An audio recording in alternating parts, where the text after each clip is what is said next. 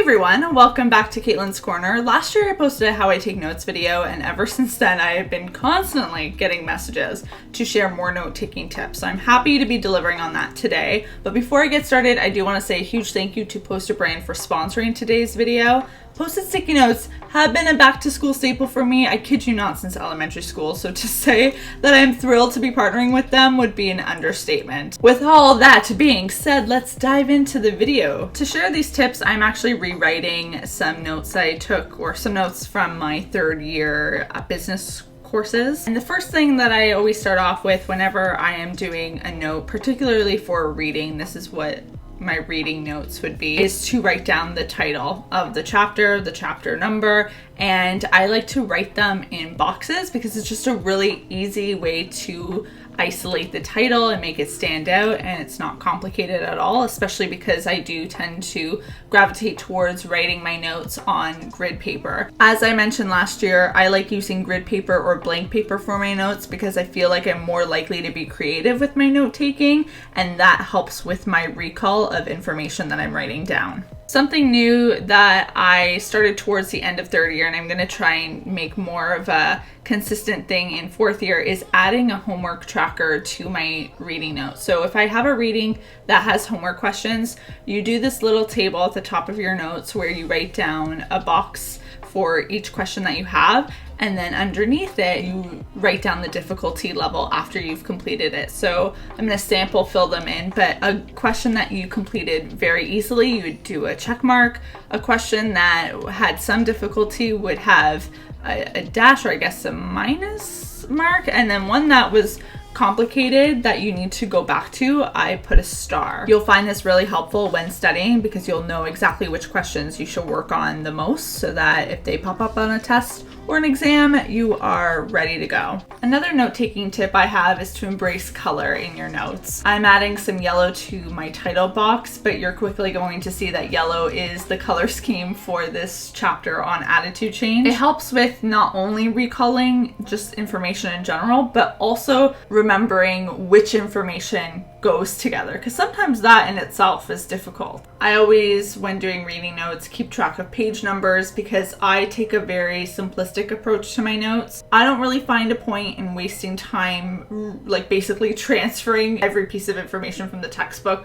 to my notes. Whenever I do that, I go into autopilot mode when I'm note taking, and I end up just that I become a photocopier and I'm not really processing what I'm writing, and then I don't end up understanding anything. I only write down what's important. I condense as much as possible. So keeping track of page numbers is important because if I'm reviewing my notes at a later time and come across a topic that I'm not remembering or understanding quite well, I know exactly where to look to find that information out, and then I can go to the textbook to read about it. So if I'm forced to condense, I have to actually think about what information is being presented and go through the process of figuring out what's important from that I need to write down. It's a more active form of note-taking.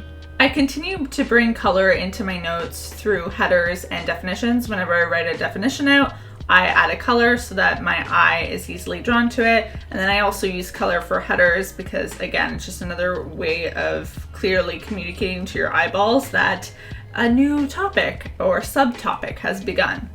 Before continuing on with the rest of my notes, I'm just going in with a post-it flag from one of their value packs and adding one in, surprise, surprise, yellow. We're keeping with the theme, to the top of the page to keep track of my current page. If you come across any tables or flowcharts or graphs in your textbook or your reading, I'd highly recommend just taking a second to consider whether it's something worth transferring, because oftentimes those visuals are put there for a reason, to help clarify information or even to summarize information. I also think any type of visual is also great because it just gives your brain a break from writing out bullet points, which is not necessarily the most fun time in the world. But hey, if you can draw an arrow and some cool flowy lines, that's a hoot.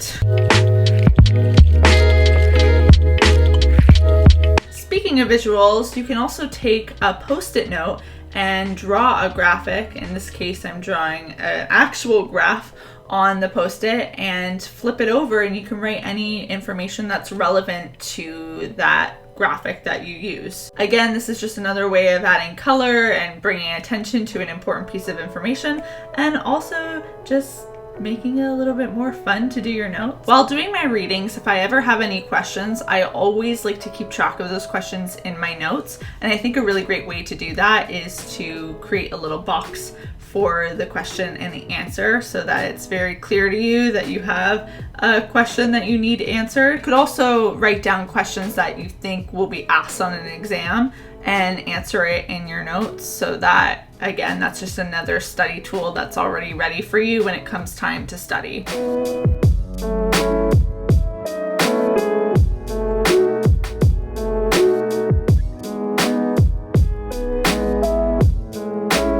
That I think you will have noticed by now, and one that you'll continue to notice throughout this video, is that I do like to make my notes creative and play around with different ways to present information. Now, that being said, my notes are not an art project. They're not my bullet journal. They are my notes for school. So sometimes they're less colorful and less unique, and other times they are very much the opposite of that. But I think whenever I make at least some effort to make my notes visually appealing, they end up being better notes for me because I want to use them and I like looking at them. And if they're well thought out, then they're going to be well thought out in a way that makes them easier to use. So I think taking the time during this process ends up benefiting my future self when it comes time to studying.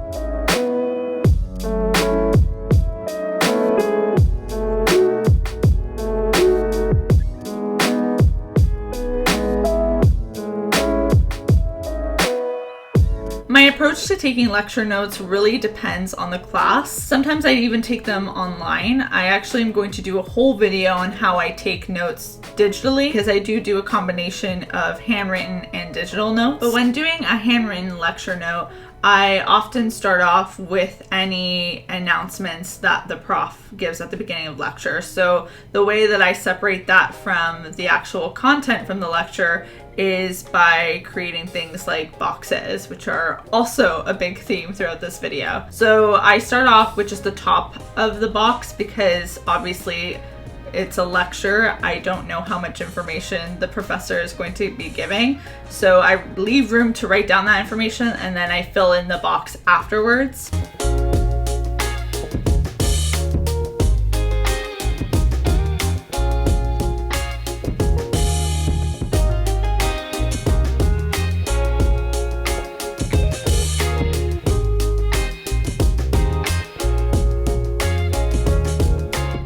Because like I said earlier, lectures can be unpredictable. If you forget to add a piece of information or just want to highlight some key takeaways from the lecture, you can just write that on a post-it note and add that post-it note to your page.